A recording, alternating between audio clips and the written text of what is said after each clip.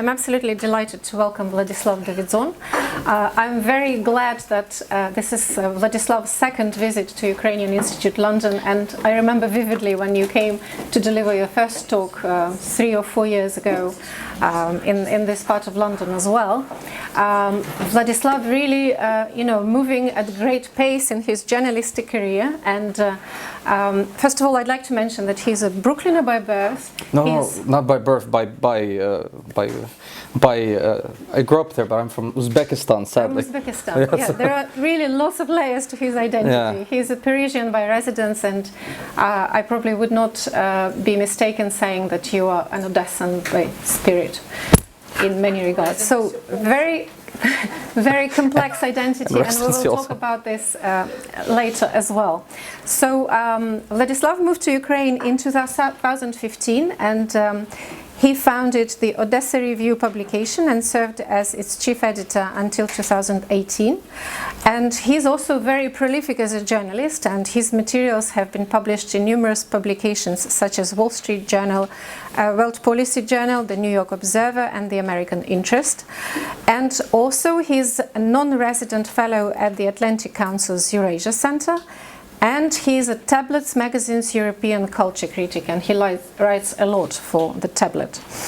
And today we are unveiling From Odessa With Love, Political and Literary Essays in Post-Soviet Ukraine, which is a compilation of his journalistic essays written over the few years. So I've read quite a few bits from your book. It's quite big. It's more than 300 pages, I think, in total, and it really covers quite a wide ground. There are so many things to it, and it's not just exclusively about Odessa, as the title might suggest. So there's a lot in it about Ukraine. Lots of material at the crossover of politics, American, Ukrainian politics. There are lots of essays about Paul Manafort. There's lots of material about Russian hybrid influence in the West, and also your quite exclusive interviews and insights into meeting really very interesting political and cultural figures, such as French intellectuals like Bernard-Henri Lévy, also US Ambassador Stephen Pfeiffer, some cultural figures, so the list goes on. I hope we will be able to cover most of the ground today, and we will be asking you lots of questions. I'm sure the audience will have many more.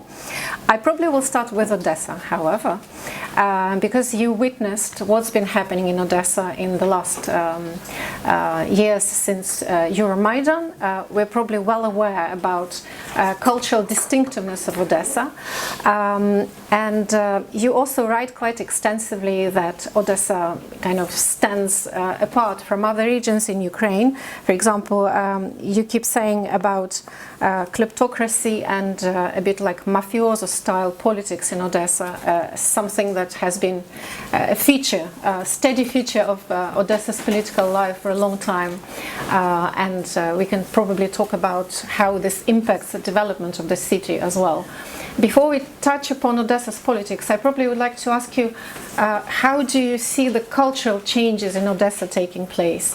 We probably know that Odessa was and remain quite, a target of Russian hybrid influence, and traditionally it's a city which has very strong, identifies itself quite strongly with, some would say, Russian culture or Odessan brand of culture, but certainly lots of Russian cultural figures have very strong links to Odessa. In recent years, there's been quite an attempt by Ukrainian intellectuals to rebrand Odessa and to put a bit of Ukrainian stamp on Odessa's cultural brand. You obviously know tons of people in the city. You really feel the vibe of the city. What is changing there? How would you frame it? First of all, thank you, Marina. You've been a friend for a long time, and I'm grateful for your interest and grateful that you took on this assignment at the last moment. Of course, we've spent a lot of time together. Thank you to Mikhailchuk, the new Ms. Pesenti, the new head of the Ukrainian Institute London, and also thank you to Sophie for co-sponsoring this event. You've always been a very good friend, and thank you to my lady who puts up with me, and my many Interesting character traits. So, and she's also, of course, the managing editor of the Odessa Review and the managing editor of my life. So I'm grateful to her above all else. So let's start with Odessa. Just a little, it's a very informal atmosphere, very informal audience. Just a little introduction to Odessa. Everyone knows a little bit about Odessa? Just hands up, you know a little bit about Odessa, right? Oh, everyone knows about Odessa. Okay. So if you know about Odessa, you know that it's a city of contrasts and a city of mobsters and a city of thieves and a city of picaresque adventure and a city of grandiose mythology and mythopoetic expression of imperial Russian culture and post-imperial Russian culture. It's a city of Jews and a city of Ukrainians and a city of contemporary Bulgarian and Romanian culture, and it's a city that is all by itself and stands apart from every other city, right? We all know this. We all know that it's a city that is on the Black Sea, and it's a city of hub of security and political questions and trade. And now that Sevastopol is no longer in Ukraine, it's the main port for Ukraine, and it's now the home once again of the Ukrainian fleet. Now that Sevastopol is under Russian domination and annexation. This is a very important city historically. It was the third city of the Russian Empire. It was the New York City of the Russian Empire in many ways. It's a city of many different kinds of people coming together and living openly and freely together. It's a city that never had slavery. There was no serfdom there. It's a city where Germans came to live because Catherine the Great gave them economic incentives to do so. It's a city that Jews find very important because of the fact that it was allowed to live there outside of a pedal settlement, so very important for Jewish history. It is the city that gave the world two national liberation movements. Greek and Jewish nationalism both come out of the city. Both the Greek and the Jewish national project, Zionism, come out of the town in the 19th century and the early 20th century. So I think everyone who knows a little bit about Odessa knows these things. It's a very important city. And it's a city that historically has lay outside of the boundaries of political control of any kind of political project. So we just the homework, right? The due diligence on Odessa. So after 2014, the city, which is absolutely mercantile and very business oriented and very practical and pragmatic, has its own identity. And as everyone here probably knows, a tragic thing happened in May of 2014. In May of 2014, the Russians and their intelligence services and local proxies and local collaborators and intelligence service cells were trying to get a revolution going all across southern Ukraine and eastern Ukraine. They wanted to get all these cities, which are Russian speaking, like Kharkiv and Dnipro and Odessa and Nikolaev, to leave Ukraine and Ukrainian political sovereignty and to form a newly created Russian-speaking Ukrainian proxy state. That was the original plan of the Russians. They wanted a self-sustaining political state with its own economic structure, with its own self-sustaining economy that would not need to be buffered and propped up by the Russians. That would have a port and an industrial plant and enough workers that it could exist by itself. That was the long-standing Russian plan, to crack Ukraine in half and to prop up a buffer state. Luckily, that didn't work for all sorts of reasons, but mostly because the Russians did not send enough troops quickly enough and because they overestimated their capacity to have a Crimean-style scenario after Crimea was easily enough taken. They overextended themselves and underextended themselves also in the sense that they did not send enough troops to take over these southern cities, right?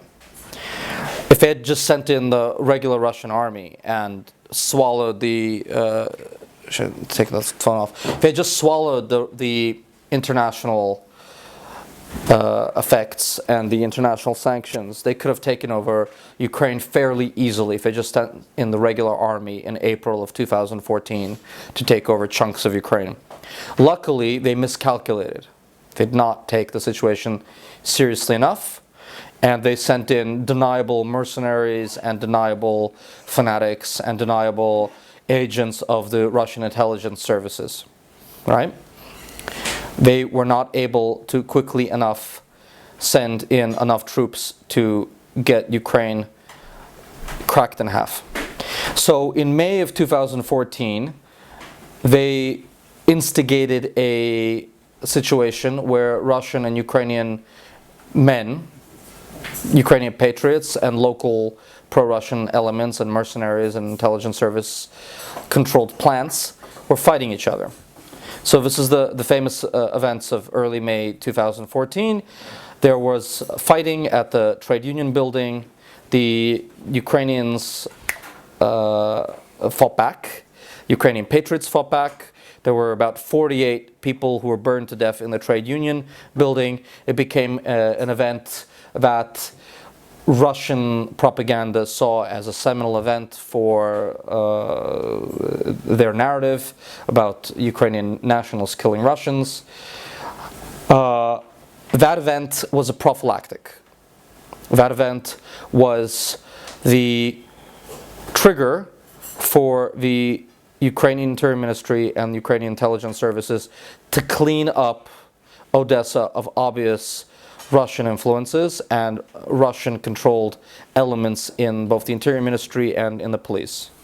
So, a couple of days after these events, which were really traumatic to the city, Interior Ministry people cleaned up the ranks. They sacked all the high-level cops and the Interior Ministry people who were pro-Russian, and some of the high-level Ukrainian police guys in Odessa fled to Transnistria and some fled to Donetsk.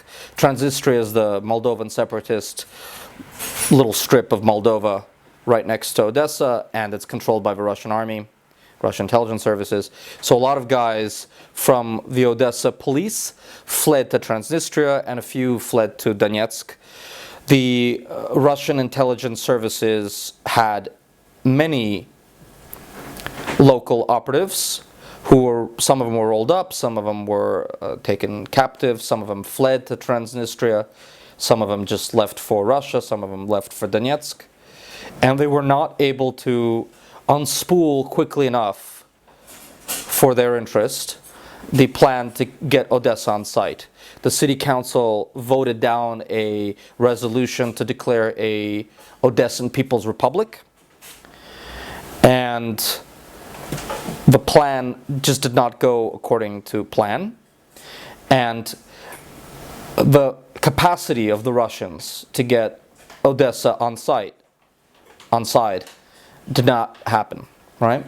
So that traumatic incident led to the creation of both a pro-Russian memory situation and a Ukrainian memory situation in Odessa.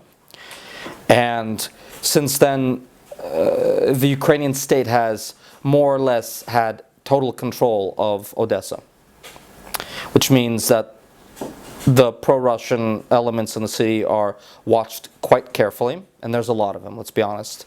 Probably between 35 and 50% of a population are latently or openly pro-Russian. And there is within Odessa a historical narrative of it being a Russophone city and a Russian imperial city.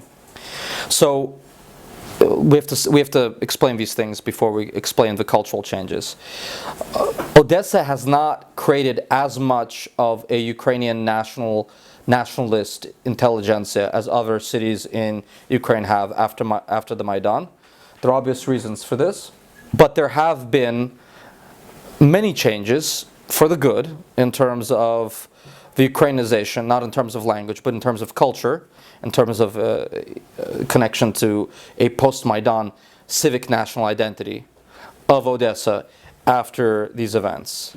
So you have the creation of bookstores and of cultural organizations and Vyshyvanka Day, and Vyshyvanka is of course the Ukrainian national shirt, a kind of embroidered shirt. So you have had the creation of new institutional structures in Odessa and of volunteer battalions, which didn't really exist before. So, is that a good enough answer? I mean, certainly we can carry on and let's carry on. Yeah. Expand. So you've mentioned that Odessa is quite particular about its kind of political profile, and I was quite struck that in your book you provide some insights on the inner workings of Odessa's politics, which I've never, read anywhere else. You write about this, mafioso figures in Odessa who wield really enormous influence. In particular, you write about one of these guys who apparently controls the city's mayor and people around him, and apparently we don't even know if this person is still alive.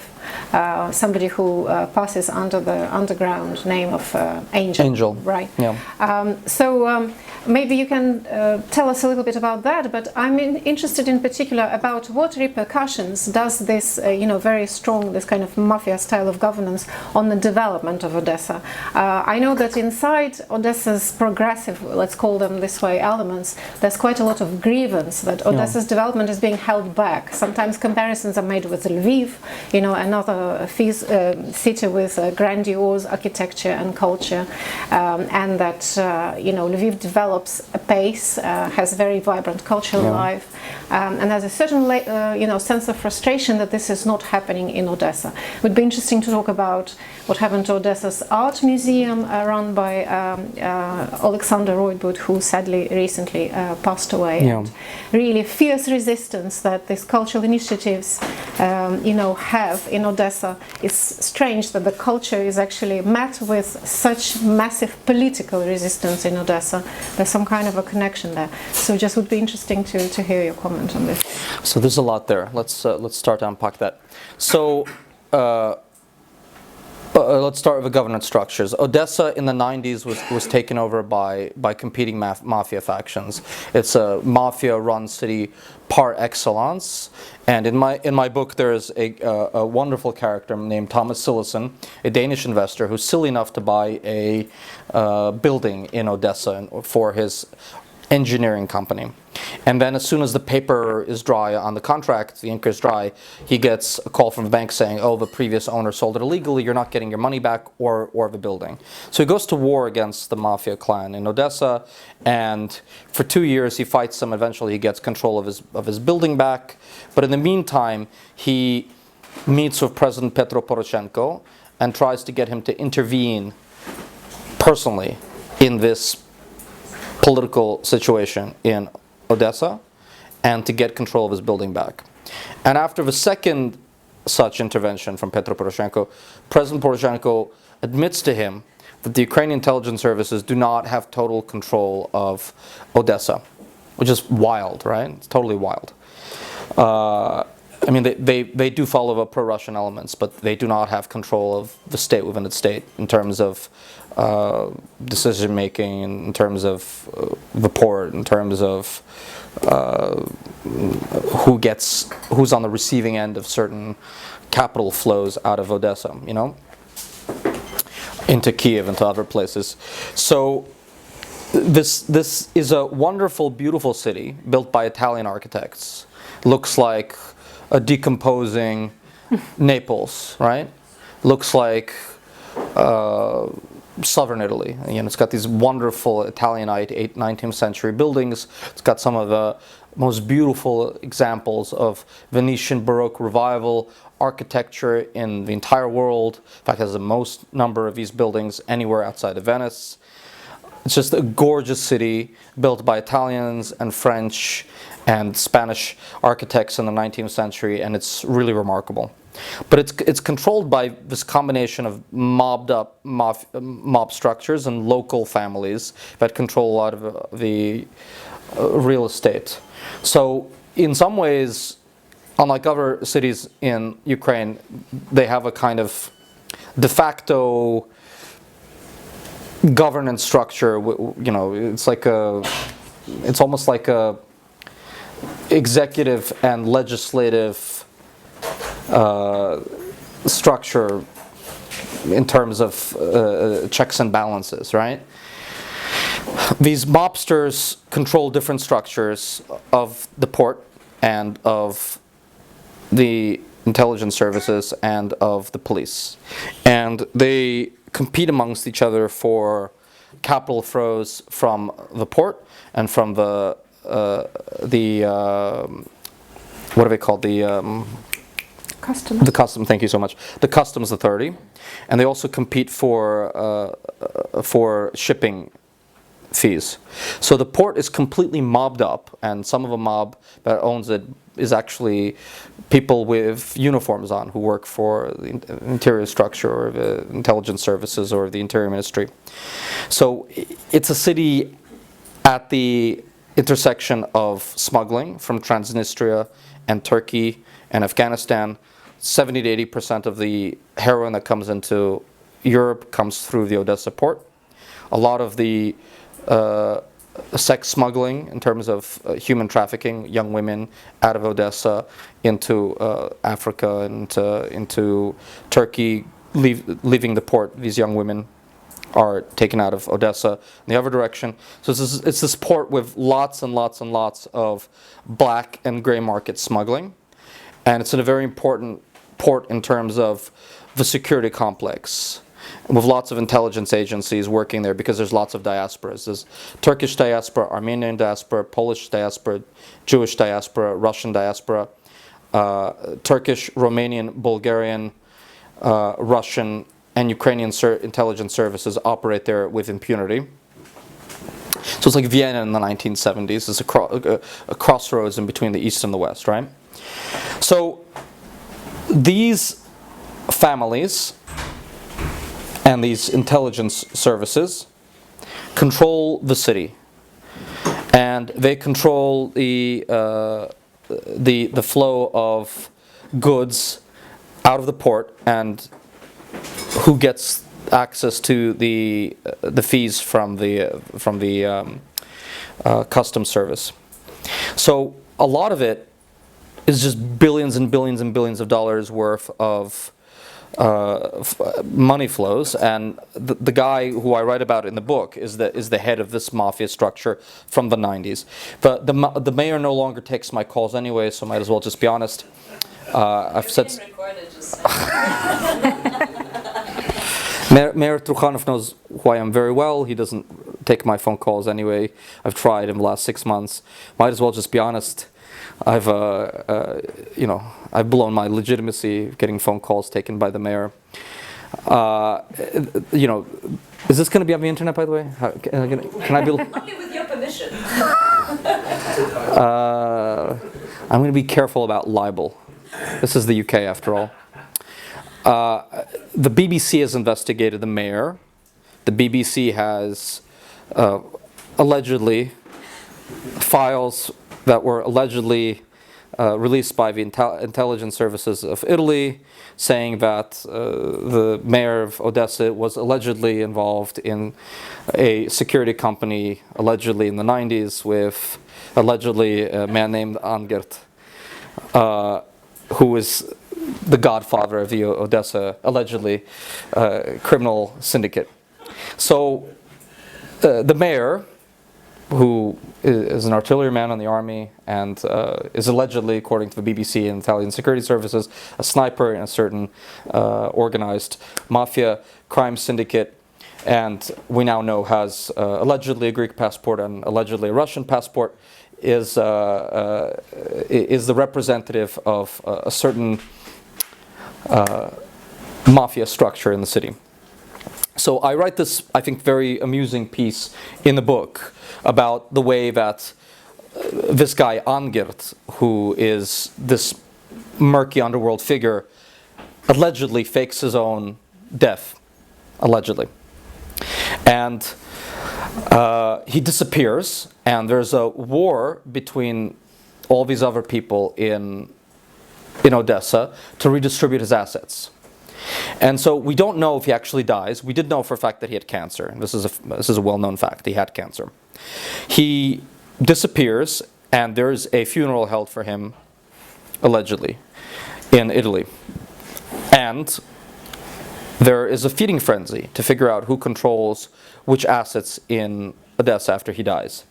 So a American political operative friend of mine told me that the infrastructure minister of Ukraine actually ran into the angel after he had gone up to the angels living in Belgravia. This country does have a problem with allowing post-Soviet criminal capital, the London Laundromat, as everyone knows it, Londongrad on the Thames. Angert was seen later by the infrastructure minister who was just walking around Belgravia, just living in Belgravia. And Angert dies, and there's a fight for his assets, which is billions and billions of dollars worth of assets, including a lot of cryptocurrency, because the Odessa mob was very bright. By 2012, unlike me, they put their money into Bitcoin, which I should have also done. And there is again a feeding frenzy for the assets after he dies, and there is a redistribution of power within City Hall.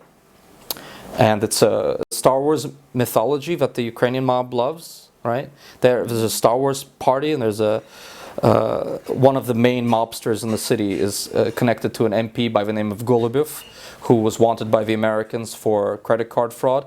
And he was this hacker, this amazing hacker who was a libertarian. He wrote a libertarian treatise, and he got himself elected to parliament on the Star Wars party ticket, and he funded the Star Wars party in collaboration with the Ukrainian mob. I don't know. I kind of went off track there with Odessa mob power structures and the Angers. Yeah, go ahead. Let me put you on track a little bit. I mean, obviously, media love all this Star War-based memes on Odessa, Darth Vader, and all that. But fantastic fun. Yes, I agree. But what do you think? What about kind of progressives in Odessa? You know, there's lots of businesses who are unhappy the way Odessa is run.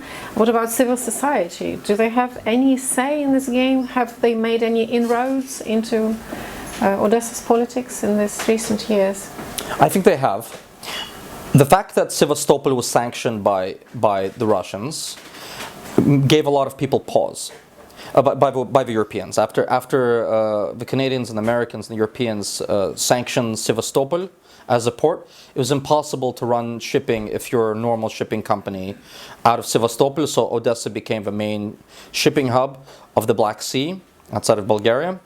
And it was now impossible, if you are any kind of normal, serious person with any kind of businesses in the city, to be a separatist. There's no organized separatism whatsoever, and the business elite, the shipping magnates, the Ukrainian Odessa mob, the middle class, and the upper middle class that controls real estate are united in their opposition to separatism. There is no more separatism in the city, right? Mm-hmm. The intelligentsia, which does exist, and it's fairly big in Odessa, though everybody seems to know everybody else, is quite patriotic, right? There is a subset of the intelligentsia and the arts elite and the middle classes who are patriotic and are happy to live in Ukraine. More or less, broadly speaking, separatism and pro-Russian opposition is now the purview of people who live outside the city center and old babushkas and the lower middle classes and the lumpen proletariat. Broadly speaking, I mean, there are lots of people in the city, and it's a city which is Russian-speaking. It's the second most Russified city in the country after Kharkiv. It's even more Russified than Dnipro, I would say. So there's a lot of people who are quite attached to Russian culture or Russophone culture broadly. But there's no more separatism. That's important. The middle class after the Maidan became as pro-Ukrainian culture in a contemporary sense, in a civic national sense, as it is in Kiev or Nikolaev and other places. The activism that works in Odessa broadly has to do with architectural preservation. There are a lot of people who are into the city center. You could really get a lot of people excited about not tearing down another building. Mm-hmm. Illegal land grabs, probably. Yeah, illegal land grabs. There's a lot of that. There's a lot of illegal land grabs, especially along the beach. Mm-hmm. People love to take a chunk of a beach and build their own nice house on it. There's a lot of politics around that. A lot of young activists will go onto the beach and chain themselves to the beach, and there's a lot of that. There is some activism connected to the security stuff. So there are these young Ukrainian nationalists who have a villa, and they sit there and they have these Ukrainian nationalist organizations. There was a lot less of this before 2014, 2015. They have their own patrols and all this. The city allows them to patrol and kind of fight crime. I don't really think they have powers to arrest people.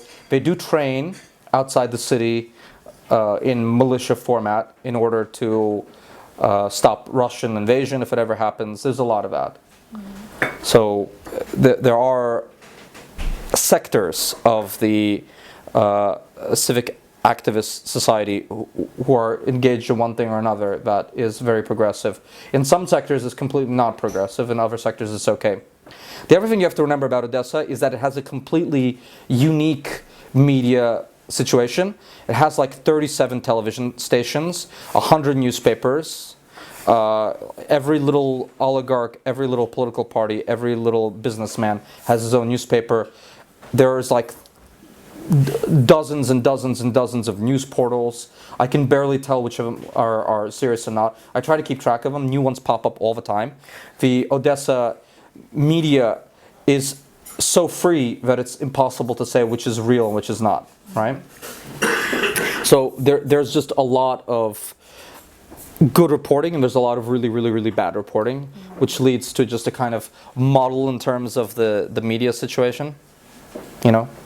It seems like Odessa is a bit of an exaggerated case of the way politics is run in Ukraine overall, like oversaturation of the media landscape and this contested public politics by different kind of mini-gargs, local mini-gargs. But then obviously you write a lot about the situation in the national scale, in the country overall.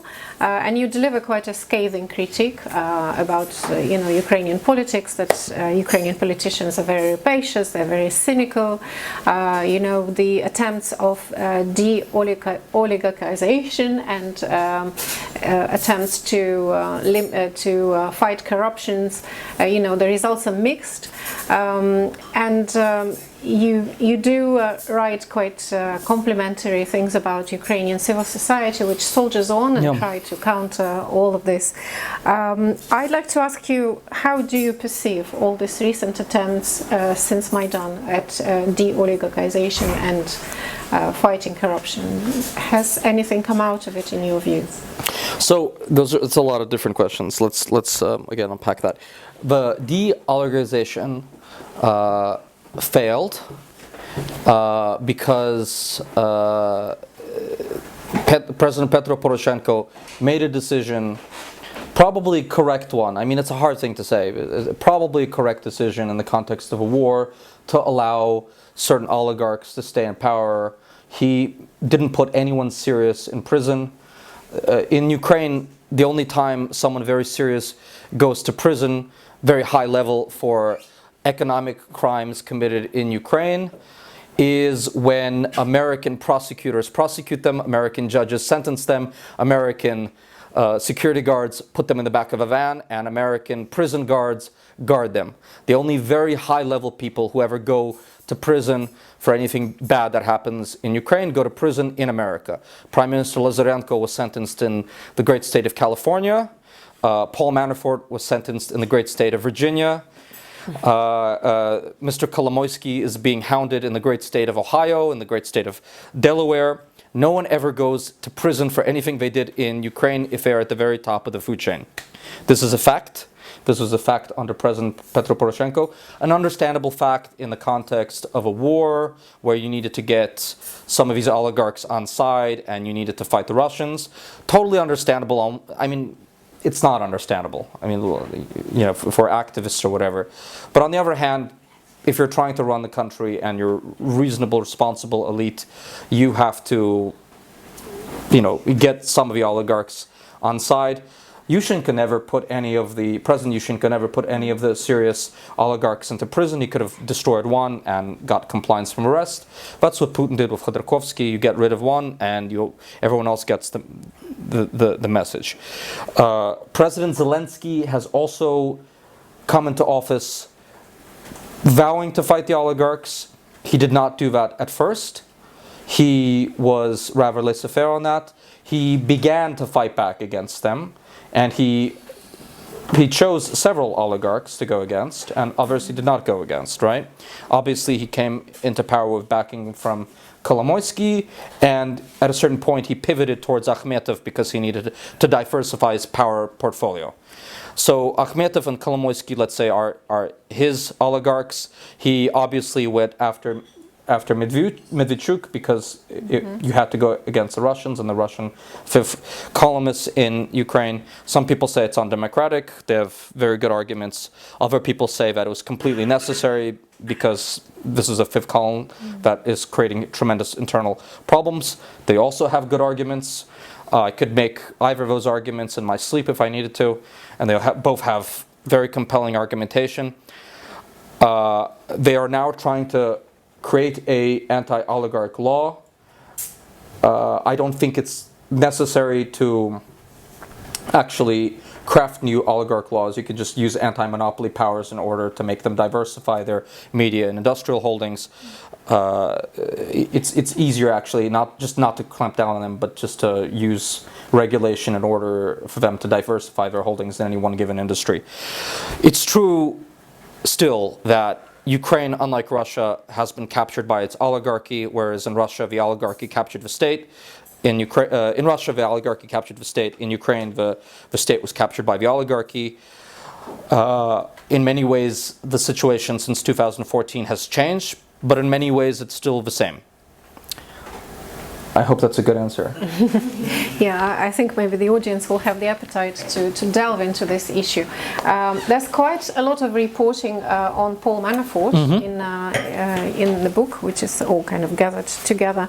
Just to remind our audience that Paul Manafort was the campaign manager for Donald Trump, and he was also hired 10 years ago by Viktor Yanukovych and orchestrated a very successful campaign for Yanukovych and the Party of the Regions to be re-elected in 2010, if I'm not mistaken. And then later on, he was prosecuted in the US, as you mentioned, for bank and tax frauds, but effectively stemming from having his links to pro-Russian groups in Ukraine. You actually rightly pointed out in your essays that, Party of the Regions, they were not exactly puppets of the Russians. We can talk about that as well. There's an interesting formulation in your essays when you say that American investigation revealed more about Ukrainian politics than Ukrainian investigative journalism ever could. Could you please tell us more what we actually uncovered in the process of German Mueller investigation? So there's a lot there. One of the great themes of the book is corruption. And the corruption in Ukraine is really bad, but the corruption in the West, you all live in London, is almost as bad. And it's gotten very worse in the last couple of years, and it's intertwined with the corruption in Ukraine and in Russia. And for a long time, Ukraine is just this place where people with money in Washington, D.C., who want money, go to use it like an ATM, right? Everybody had their own vector in Ukraine. The Clintons made tens of millions of dollars with Pinchuk. The McCain's people made money with other oligarchs. McCain actually had Paul Manafort as an aide before he realized he had to cut him loose because he was a liability. Donald Trump made, I think, $250,000 for a speech in 2015 at the Pinchuk conference. I watched it. It was amazing. It's amazingly stupid. you know, I could keep going, right? I always forget the gentleman's name, but the Obama's and Clinton's chief of staff, the Clinton. Podesta. Thank you so much. Yeah, Podesta was making money hand over fist. The brother, not the one who, the brother who ran Mercury, not the brother who ran the Clinton campaign. Podesta family was making a lot of money in Ukraine. Obviously, Joe Biden's son, Hunter Biden, this is a big part of what I write about in the book, was making tremendous sums in Ukraine from Burisma, from one of Yanukovych's ministers, the ecology minister. If you ever want a job which is a license to print money, just become ecology minister in Ukraine. They hand out the mining licenses. You know, the Biden campaign, the McCain campaign, the Clinton campaign, the Trump campaign, it's amazing. Everyone in Washington, D.C. who needs money can just go to Ukraine and make it very easily, right? And it's no coincidence, as the Trotskyists used to say, comrades, that both major political campaigns in the United States in 2020 are ensnared by a Ukraine scandal. No coincidence at all. So Paul Manafort is absolutely the best at what he does in the business. He may be the greatest political consultant of the second half of the 20th century. He is by far the best in the business. He revolutionizes the field in America, and he revolutionizes the work in Ukraine. He brings these skills, which do not exist in post-Soviet countries, polling, consulting, reading poll numbers, structuring political parties, to Ukraine with these pop-up consultancies that they all open up. And he gets whoever he wants elected. The amazing thing about Ukraine, which makes it really distinctive, is that the elections are extraordinarily competitive. All right? Ukrainians actually have very, very, very free elections. Are they fair? Not always. Are they almost fair? Sometimes. Are they open and competitive? Absolutely. Ukraine is a place where, you know, there are regional divisions, linguistic divisions are not that important. They're overplayed for political effect, but they are somewhat there. There are cultural distinctions. There's a divide between East and West, North and South, between forward and backward, between the Soviet Union and futurism, right? So you have these very competitive elections. And these elections are competitive for anyone who buys excellent Western political consultants. So you buy Paul Manafort or someone almost as good, and you can win your election. So Paul Manafort comes in, and he starts making tremendous amounts of money, just tremendous amounts of cash. I think at the end of it, he was making $65 million from various Ukrainian political oligarchs. They were paying him using local elites as a tithing mechanism. They would tell them, you have to pay such and such a tab. He wasn't the only one, by the way, who did this. This isn't just a Republican crime. Obama's and Clinton's lawyer, I forgot the guy's name now off the top of my head, was also making money for writing reports on putting Yulia in jail. He koshered a report that he shouldn't have because he was a lawyer, and he was paid by a local Ukrainian oligarch in the regions. So there's just a lot of this. A lot of people are coming in and they're making tremendous sums from local elites, right? And there's just a huge black budget for this kind of stuff. There's a famous saying in Odessa, я вам не скажу за всю Одессу, but I think Vladislav today, he did. Сказал за всю Одессу. За всю Одессу. So well done. И вся Одесса очень велика.